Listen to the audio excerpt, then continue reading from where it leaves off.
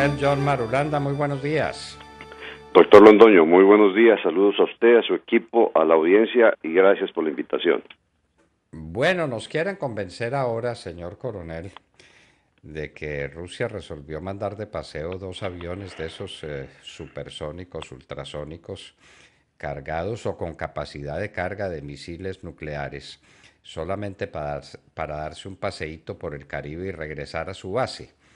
¿Qué sentido geoestratégica tiene esa posición de Rusia ahora y de los buques que llegan de Irán, ¿no? Que parece que vienen unos buques de Irán seguramente a darse otro paseo por el Caribe. Doctor Londoño, el panorama en realidad es un poquito sombrío. Déjeme decirle lo siguiente. En el 2008, por primera vez en la historia, llegó a aguas del Caribe el barco de guerra ruso más grande que tienen, el Pedro el Grande, un barco nuclear, el barco insignia de la Flota del Norte. Llegó por primera vez, eso no se había visto ni siquiera en la Guerra Fría, en el epítome de la Guerra Fría, que fue la vaina de los misiles en Cuba. Llegó este barco, ancló en Cuba, después ancló en Nicaragua y finalmente ancló en Caracas. Él venía acompañado de otro buque muy grande, un buque misilero que se llamaba el Almirante Chabanenko. Hizo lo que se llama ostentación de bandera por todo el Caribe. Y bueno, la historia se recogió, se contó, algunos que estamos dedicados a esta cuestión miramos con preocupación eso, no hubo ningún pronunciamiento, era la época del buenismo de Obama, y dijeron lo que usted acaba de decir, déjelos que los rusos vinieron a pasear. Bueno, en el 2013 llegan por primera vez también los aviones Tupolev, de los que estamos hablando ahora. Acuérdese usted del incidente de esos dos aviones violando la soberanía espacial de Colombia. Lo hicieron mientras se trasladaban de Maiquetía al aeropuerto Sandino, en Nicaragua. De ida pasaron sin informar sobre cielo colombiano, llegaron a Nicaragua, regresaron y volvieron a violar el espacio aéreo. Esto generó, entiendo, no sé si finalmente se concretó, una carta de protesta, pero de ahí no pasó. Y por supuesto nuestros valerosos hombres de la Fuerza Aérea salieron en sus Cafir, pero pues ahí no hay mucho que hacer, no solamente por tratarse de un avión de esas características, sino por tratarse de Rusia, ¿no? No quería Colombia derribar un avión de guerra ruso en su territorio y meterse en tamaño problema. Eso mismo se está dando ahora con los Tupolev, pero el contexto es muy diferente y es lo que hace muy crítica la situación. Primero, no estamos en la época de Obama, estamos en la época de Trump. Segundo, hay unas tensiones muy fuertes entre Rusia y Estados Unidos que están en el borde de un reinicio de nuclearización de los países. Estados Unidos ha dicho yo me retiro del tratado de control de armas nucleares de pequeño y corto alcance, y Rusia dice si se retira yo empiezo a construir, y Rusia y Estados Unidos le han dicho hágale. Y ahí hay una pelea entre Putin, la OTAN y por supuesto Estados Unidos muy complicada, que ya vio lo que pasó recientemente en Ucrania y demás. Es muy complicado eso y eso tiene efectos aquí, pero se agrava aún más porque, como usted lo dijo, el vicealmirante, el subcomandante de la Armada de Irán dijo Estados Unidos se retiró del tratado que estaban haciendo de no nuclearización de Irán. Esto abrió la puerta para que Irán diga, bueno, entonces yo sigo, y ha seguido con el proyecto de construir misiles. No se sabe si ha activado aún las nuevas plantas nucleares, ha construido nuevos misiles, ha hecho nuevos barcos y se voy a mandar 2 o 3 barcos a Venezuela. A eso agréguele usted que la semana pasada estuvieron en Venezuela en una visita relámpago y casi que discreta el presidente de Turquía, Erdogan, que es otro personaje pues que tiene en vilo a todo el Oriente Medio y de alguna manera al mundo con sus posiciones antioccidentales, muy amigas de Irán. Él es chiita, como lo son los iraníes, y todo eso en la visita que él hace se traspasa porque acuérdese usted que Irán, que es amigo de Turquía, tiene aposentadas células de Hezbollah en toda América Latina y empezó a hacerlo desde que se metió a Venezuela gracias al amorío político entre Chávez y Ahmadinejad. Entonces, se viene el señor de Turquía, Venezuela le entrega y hace un negocio para que le dé comida y a cambio le entrega la explotación de lo que se llama el arco minero de Bolívar, en donde hay oro, diamantes, torio, coltán. Dicen tener la segunda reserva de oro más grande del mundo, está por certificarse eso, y se lo entrega a Turquía. Y también llega la semana pasada, por los mismos días del señor Erdogan, el presidente de la Asamblea Suprema de Corea del Norte. A eso agréguele de que en el contexto, la Venezuela de hoy no es la Venezuela del 2008, ni la Venezuela del 2013. Entonces hay un cóctel sumamente peligroso que se está cuajando ahí. El 10 se va a tomar posesión de nuevo el señor Maduro en unas elecciones que han sido denunciadas como fraudulentas. Colombia, el gobierno colombiano ha sido tosudo en su posición de no nombrar agentes diplomáticos formales en Venezuela.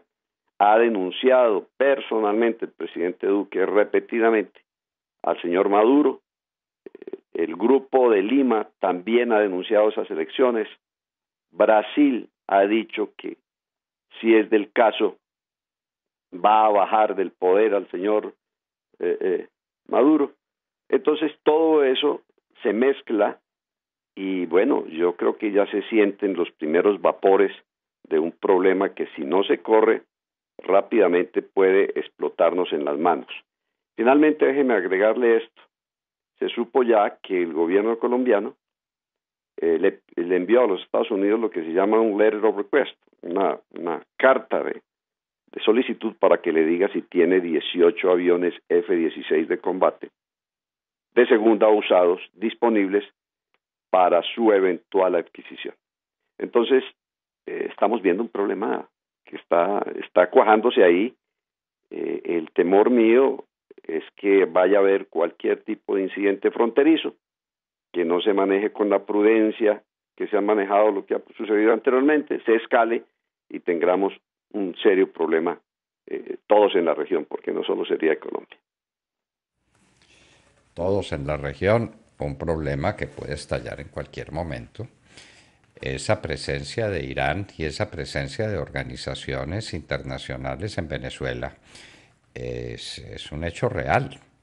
Pues usted sabe que yo soy testigo de excepción, porque a mí me estalló una bomba Lapa que vino de Venezuela y que no podía venir sino por uno de dos caminos, o la ETA o Irán, que son los que conocen el manejo de bombas Lapa.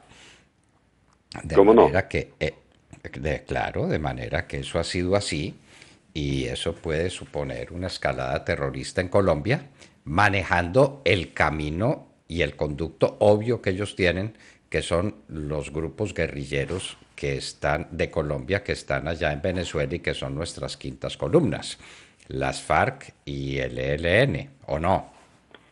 Ese es otro tema que estaba pasando por alto y es vital dentro de este cóctel que le estoy mencionando, y es de que el ELN se encuentra muy fortalecido a lo largo de la frontera y de manera particular en el estado Bolívar, allá donde estaban todas las minas de oro de Tumeremo, que eso estaba abandonado por el gobierno venezolano, que siempre estaba dedicado a su petróleo.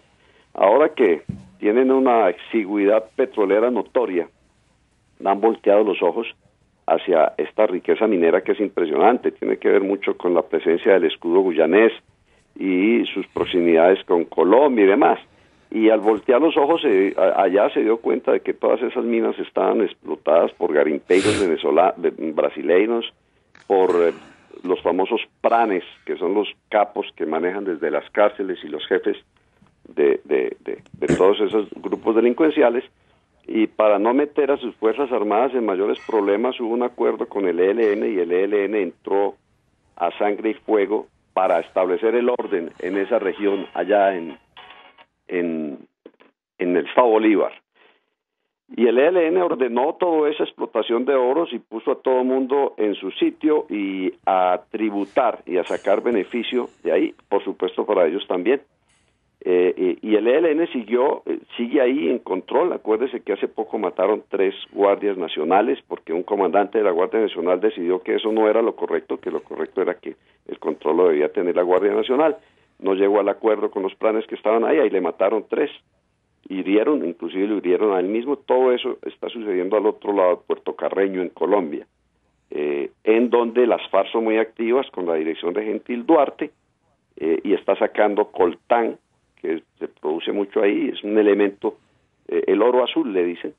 Entonces, y las FARC también están metidos ahí, y el ELN entrega las bolsas de CLAP en más de 32 municipios de la frontera con Colombia, y el ELN ha reclutado, de acuerdo a las informaciones de una organización venezolana, más de 5.000 jóvenes venezolanos para sus filas, y ha comprado armamento. Es decir, la situación es complicada, y por supuesto lo que está del ELN en el territorio venezolano, y lo que está de las FARC allá también, en caso de cualquier rifirrafe, Dios quiera que no sea sino un rifirrafe, pues van a estar apoyando el gobierno venezolano, y lo pueden hacer de muchas maneras. Bueno, de manera pues que este sí es un gran tema de seguridad nacional, un gran tema sobre el que no sabemos cuál es la posición de Colombia o qué ha dicho la Cancillería colombiana a ese respecto, coronel.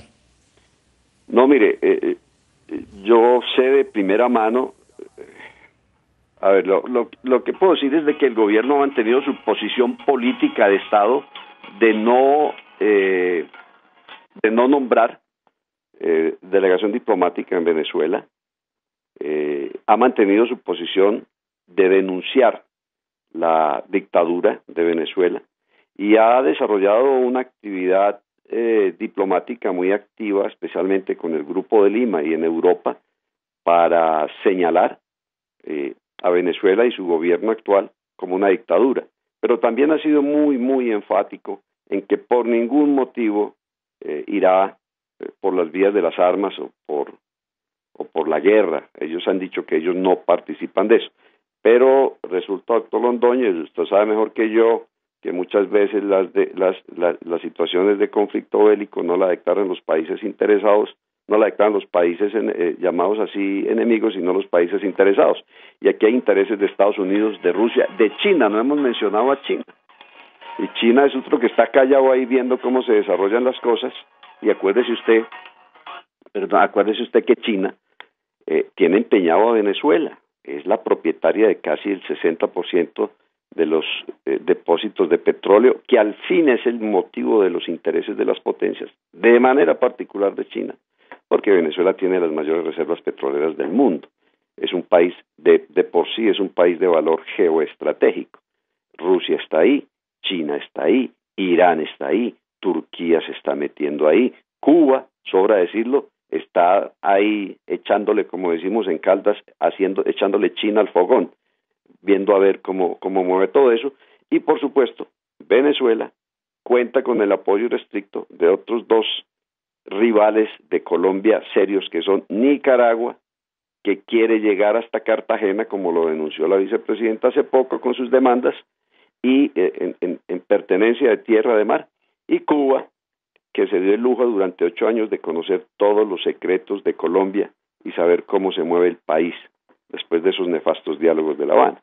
Entonces, en ese triángulo, Cuba, Nicaragua, Venezuela, está metido Colombia, y están metidos los intereses de Estados Unidos, de Trump, que no creo que mide. Por primera vez, él ha hecho unas declaraciones muy suaves, porque es que además, que vengan 2 aviones aquí, estratégicos, Tupolev, con capacidad nuclear y todo, pues en realidad sí que vengan. Es decir, ¿qué más pueden hacer? Abastecimiento logístico para ellos es muy complicado desde el otro lado del mundo, pero ellos han venido, los rusos, estableciendo unas bases en toda la región. En Nicaragua tienen una base de seguimiento satelital a su sistema de posicionamiento GLONASS, y tienen permanentemente una unidad de Spetsnaz, de fuerzas especiales, acantonada ya en Managua, con la excusa de que van a luchar contra el narcotráfico. Ahora están, junto con los chinos, que están muy amigos con los chinos, instalando unas nuevas antenas de escucha de inteligencia técnica en Cuba.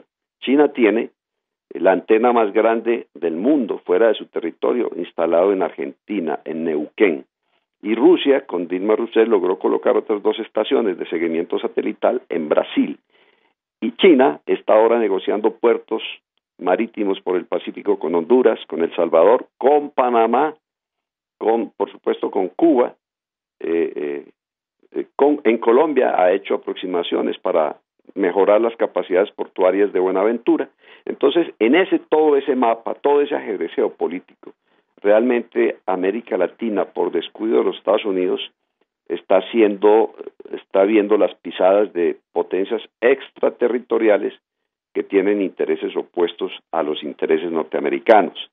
Tenemos en Venezuela los principales rivales y enemigos de los Estados Unidos, ahora reunidos, me imagino que viendo a ver qué hacen, y eso por supuesto afecta directamente a Colombia.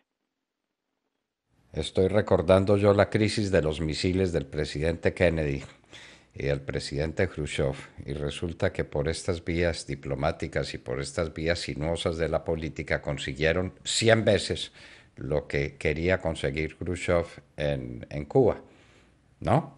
Sí, por menos, en esa crisis la negociación llegó al punto que Estados Unidos tuvo que retirar sus misiles Titán que había instalado en Turquía precisamente. Y Khrushchev le dijo, listo, yo le retiro lo mío en Cuba, pero usted me retira lo que tiene en Turquía. Hoy en día hay algo similar.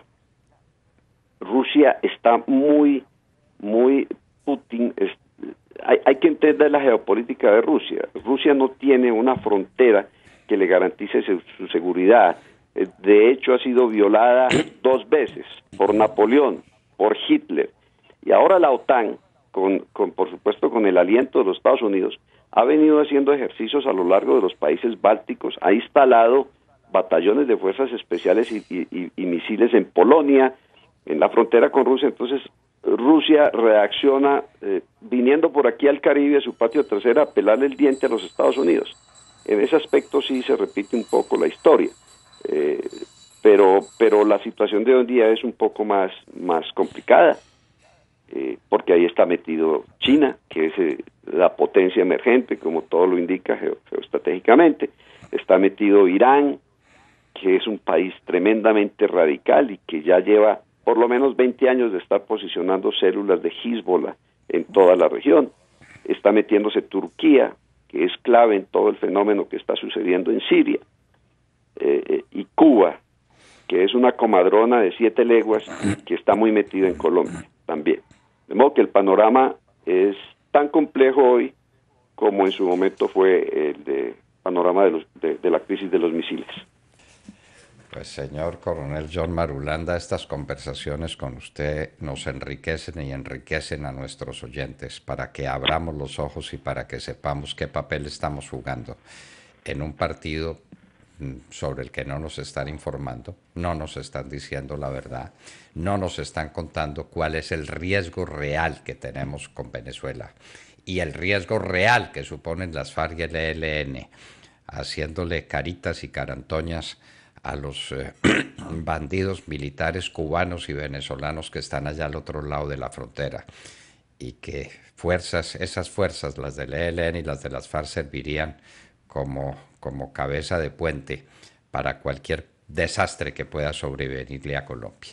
De manera pues que nunca fue más delicada nuestra situación geoestratégica, nunca fue más compleja, y esto ya no es con Cuba, sino que es con Venezuela, nuestro país hermano, nuestro país limítrofe, y nunca sabemos dónde empieza Colombia y dónde termina Venezuela, porque son 2 países tan íntimamente ligados que prácticamente las fronteras son convencionales y no son fronteras reales para el caso de un eventual conflicto. Señor Coronel John Marulanda, muchísimas gracias por estar con nosotros en la Hora de la Verdad y esperamos seguir contando con su tiempo y su paciencia. A usted por su invitación y con mucho gusto. Buen día para todos.